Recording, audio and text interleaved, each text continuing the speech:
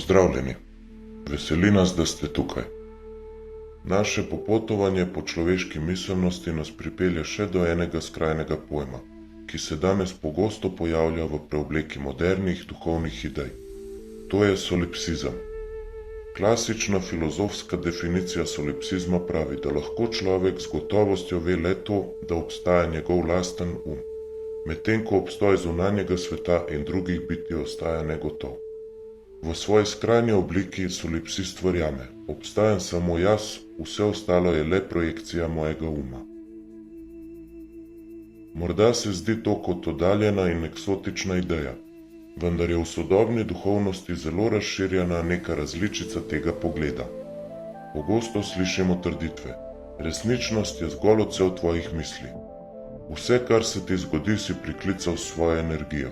Ali ni objektivne stvarnosti, vse si ustvariš sam. Na prvi pogled to zveni privlačno in osvobajajoče. Če spremenim svoje misli, se bo spremenil svet okoli mene. Kdo si ne bi želel s pozitivnim mišljenjem odpraviti vseh težav? Ampak, ko to idejo pogledamo malo bližje, se začne hitro krhati. Takšen pogled namreč v celoti zanika obstoj objektivne stvarnosti. Resnico skrči na zgolj osebno percepcijo ali celo domišljijo in celotno vesolje razglasi za nekakšen privid posameznika. Posledice takšnega razmišljanja so resno zaskrbljujoče. Če rečemo, da je vse le projekcija mojega uma, potem logično sledi, da so tudi vse grozote sveta moja lastna kreacija. Trpljenje, krivice, vojne. Zagrizen solipsist bo dejal: to obstaja samo zato, ker ljudje to ustvarjajo s svojimi mislimi. Če bi spremenili miselnost, bi vse to izginilo. Res je, da imata pozitivno mišljenje in notranja naravnanost veliko moč, tega ni mogoče zanikati. A skrajni solipsizem gre veliko dlje. V svojem bistvu okrivi žrtve za njihovo trpljenje in hkrati opraviči storilce. Če verjamemo, da so si na primer žrtve vojne same manifestirale bombe na svoje hiše, s tem dejansko trdimo, da tisti, ki so bombe metali, niso resnično odgovorni, saj naj bi bilo sovraštvo in nasilje zgolj iluzija v mislih ljudi. Vidimo, kam to vodi. Morala se sesuje. Izgine pristno sočutje do trpečih, ker ekstremni solipsist meni, da je vsak sam kriv za svoje okoliščine. Prav tako izgine odgovornost storilcev, saj v takem pogledu nič ni zares narobe, vse je le igra senc. Ta miselni trend je nevaren tudi zato, ker ljudi onesposobi za upor proti krivicam. Če verjamemo, da sta revščina ali tiranija zgolj stanje našega uma, zakaj bi se sploh borili proti njima v zunanjem svetu? Namesto tega se lahko umaknemo v svojo osebno fantazijo, meditiramo in vizualiziramo lep svet, medtem ko se izkoriščevalske strukture nemoteno nadaljujejo. Tisti, ki imajo od tega korist, to dobro vedo. Takšne popačene ideje zato spodbujajo, saj so idealno orodje za nadzor. Oblečene so v jezik duhovnosti, v resnici pa učijo pasivnost in ignoranco. Solipsizem deluje kot uspavalna tableta. Ljudi zaziba v prepričanje, da je aktivno soočanje z realnostjo nepotrebno ali celo nesmiselno, saj nič zunaj zares ne obstaja ali nima pomena, razen tega, kar si sam mislim. Na tem mestu je smiselno vključiti modrost dveh velikih mislecev, ki jasno osvetljujeta zablode solipsizma. Prvi je Mark Twain s svojo znamenito ugotovitvijo: lažje je ljudi prevarati, kot jih prepričati, da so prevarani. Solipsistična doktrina je v mnogih primerih prav to, velika prevara. Iluzija, da smo vsemogočni ustvarjalci realnosti, ki jo pogosto širijo tisti, ki želijo ohraniti obstoječe razmerje moči. Ko ljudje enkrat padejo v to past, jih je, kot pravi Twain, zelo težko prepričati, da so bili zavedeni. Veliko lažje je vztrajati v prepričanju, da imaš prav in da si nad drugimi v spoznanju, kot pa priznati, da so ti duhovni guruji prodali lepo zapakirano laž. Priznanje objektivne resničnosti bi namreč pomenilo razpad občutka posebnosti ali varnosti, ki ga daje iluzija. Drugi mislec je Sokrat, ki nas znova spomni na temeljno resnico. Učil je, da je prava modrost v zavedanju lastne nevednosti. To je popolno nasprotje solipsistične ošabnosti, ki trdi: vem, da je vse tako, kot jaz mislim. Sokratova drža nas uči ponižnosti pred resnico. Življenje jasno kaže, da je svet poln skrivnosti in spoznanj, ki presegajo posameznika. Trditi, da je vse naše lastno stvarjenje, je v resnici oblika globoke intelektualne arogance. Sokrat bi rekel: priznaj, česar ne veš, in se uči. Solipsist pa pravi: ni mi treba vedeti, ker nič zunaj mene ni resnično. Razlika med obema držama je očitna. Ena vodi k modrosti, druga v slepo ulico.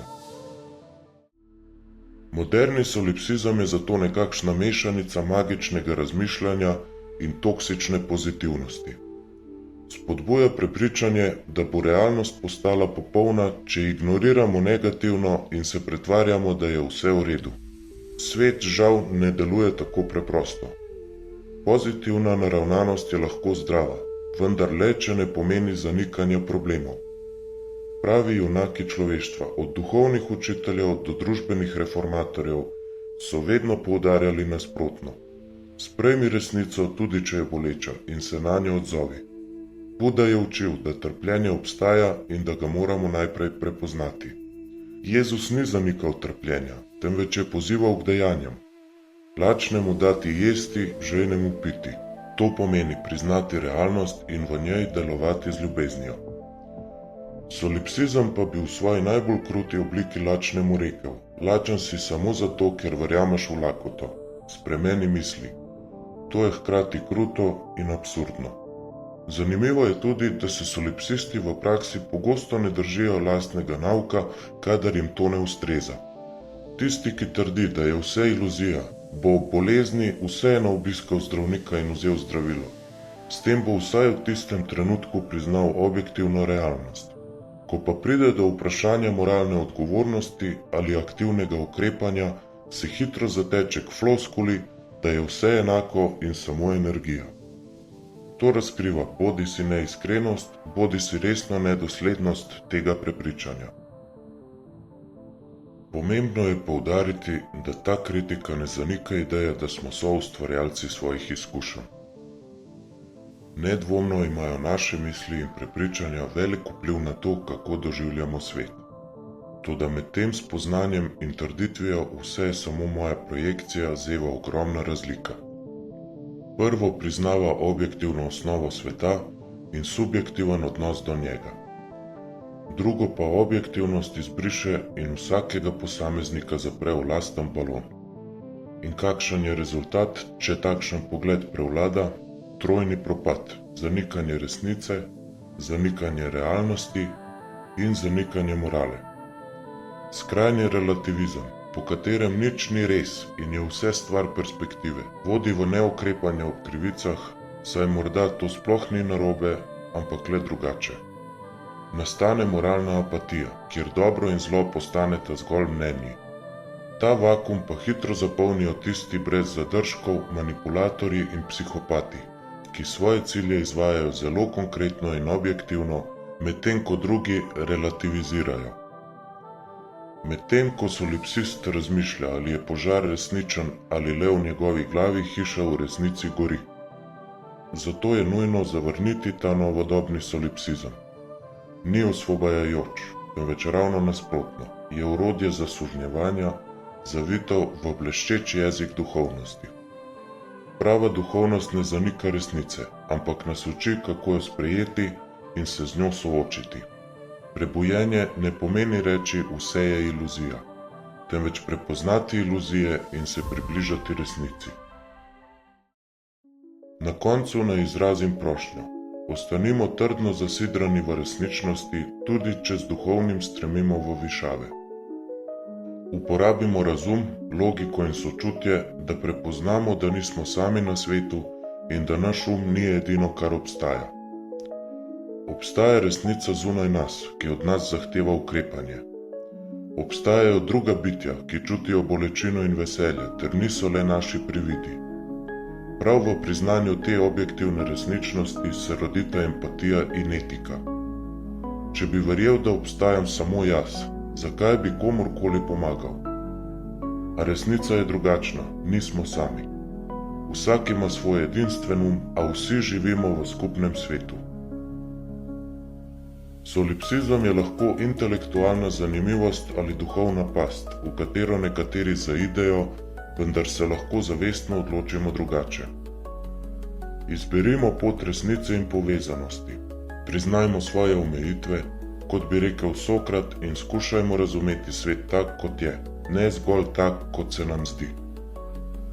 Ko enkrat dojamemo objektivno resnico o naši situaciji, lahko stopimo skupaj in začnemo ustvarjati resnične spremembe, ne iluzornih, temveč konkretne, v odnosih, v družbi in na celem planetu. To je tudi bistvo vsake pristne duhovnosti in zavedanja, živeti v skladu z resnico, v polnosti in sočutju. Naj bo to naša zapuščina, da v času laži in zmede nismo izbrali lahke poti, temveč zahtevno in plemenito pot resnice. Kajti v času vsesplošnega zavajanja je govorjenje resnice revolucionarno dejanje. Postanimo del te revolucije zavesti, ki bo razblinila iluzije in solipsistične meglice, da se pokaže jasen svet resnice, resničnosti in pristnega človeškega zavedanja.